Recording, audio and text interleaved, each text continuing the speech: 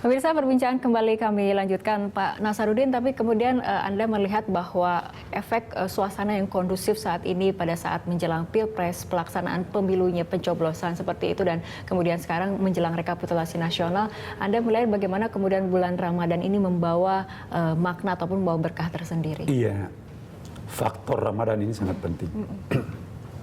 Saya nggak bisa memperkirakan seandainya kegiatan pesta demokrasi seperti ini terjadi di luar Ramadan. Ya mungkin di sana sini lebih dinamis lagi kan. Tetapi karena ini bulan suci Ramadan, ada kesantunan yang optimal bisa dilakukan oleh para kontestan ya kan. Memang di sana sini ada sedikit isu-isu mungkin yang disebut sebagai kampanye hitam dan sebagainya ya. Tapi itu sangat minim. Dan puasa ini penyebabnya. Jadi saya pikir kalau nanti pemilu akan datang, adakan lagi pada bulan suci Ramadan, biar segalanya bisa tenang ya kan. Dan sekaligus juga menguji kualitas puasa umat ini. Cuma saya lihat dampaknya ya. Dan ini juga laporan dari beberapa teman-teman. Suasana di masjid sekarang ini juga tidak terpengaruh ya kan. Di dalam satu masjid mungkin ada pro A dan pro si B.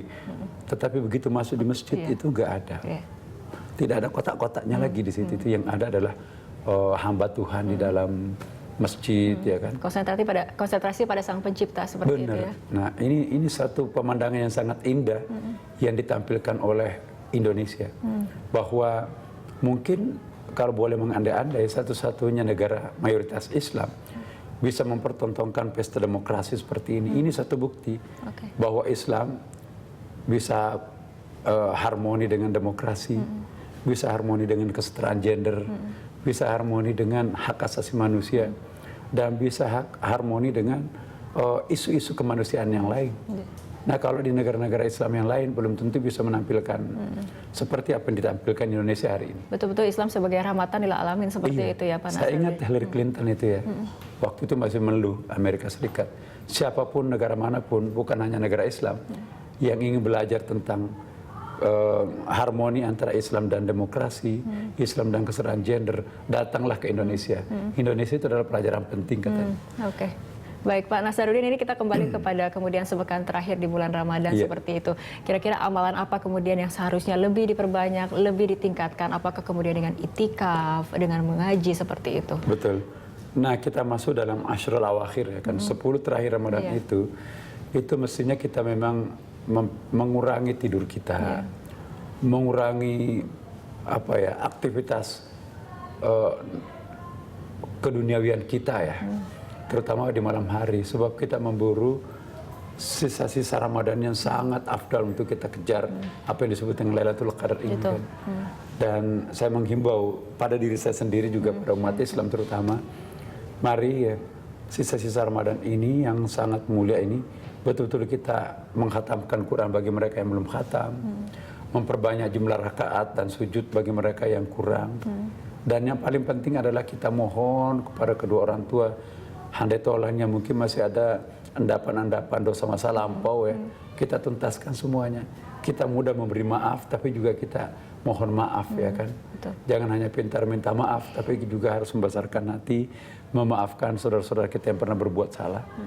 Dan juga kami menghimbau kepada seluruh umat Islam agar betul-betul pasca Ramadan nanti ini kita mempertahankan kualitas Ramadan yang sedemikian bagus. Sisa Ramadan ini juga kami menghimbau kepada umat non-muslim, tetaplah mempertahankan prestasinya, memelihara kerjasama ya, dengan cara misalnya tidak mendemonstrasikan makan dan minum, merokok di siang hari, ya kan. Ini kita sudah melihat toleransi saudara-saudara kita beragama non-Islam terhadap saudaranya berpuasa, itu luar biasa. Nah kita mengharapkan sampai hari terakhir puasa ini tetaplah mempertahankan itu.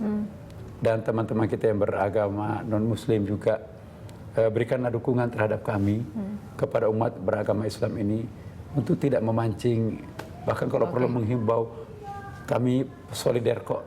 Saya banyak teman-teman, saya juga puasa Pak Nasar, walaupun tidak beragama Islam.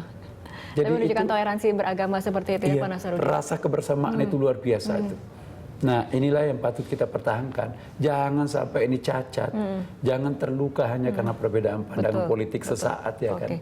Yang lebih kedepankan adalah ada persatuan umat seperti itu ya Pak Nasaruddin. Insya Allah. Baik, Pak Nasaruddin, terima kasih telah berbincang bersama kami. Semoga dialog kita untuk sore hari ini bisa menjadi inspirasi bagi para pemirsa Berita Satu. Ya. Baik, terima kasih Pak Nasaruddin.